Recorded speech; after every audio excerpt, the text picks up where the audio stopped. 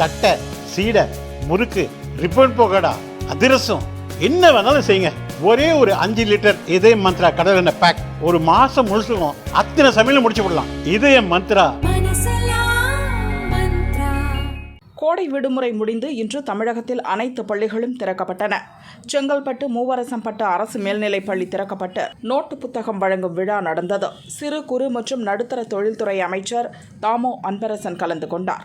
நிகழ்ச்சிக்கு அமைச்சர், கலெக்டர் தாமதமாக வந்தனர். மின்சாரமும் தடைப்பட்டதால் மாணவர்கள் இன்னும் அதிக நேரம் காத்திருக்கும் நிலை ஏற்பட்டது. பின்னர் இருவரும் விழா மேடைக்கு வந்து கொடியேற்றினர். அப்போதும் தேசிய கொடி தலைகீழாக ஏற்றப்பட்டது சலசலப்பை ஏற்படுத்தியது.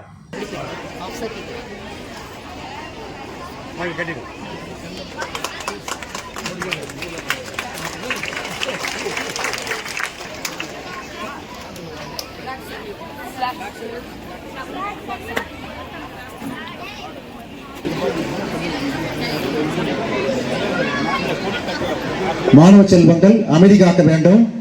ஒரு நல்லதொரு நாள் உங்களுடைய பள்ளி கல்வி உயர்கல்வியாக மாறுவதற்கு திட்டமிடுதலுக்கான அடிப்படை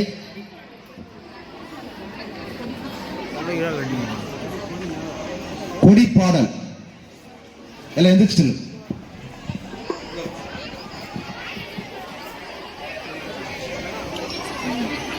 தாயின் மணி கொடி பாரீர், அதை தாழ்ந்து பணிந்து புகழ்ந்திட வாரீர். தாயின் மணி கொடி பாரீர், ஓங்கி வளர்ந்ததோர் கம்பம், அதன் உச்சியின் மேல் வந்தே மாதரம் என்று, அதன் உச்சியின் மேல் வந்தே மாதரம் என்று.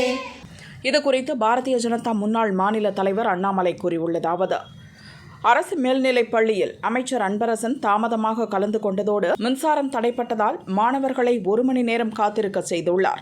அது மட்டுமல்லாமல் தேசிய கொடி தலைகீழாக ஏற்றியிருப்பது கூட தெரியாமல் அவமரியாதை செய்திருக்கிறார்.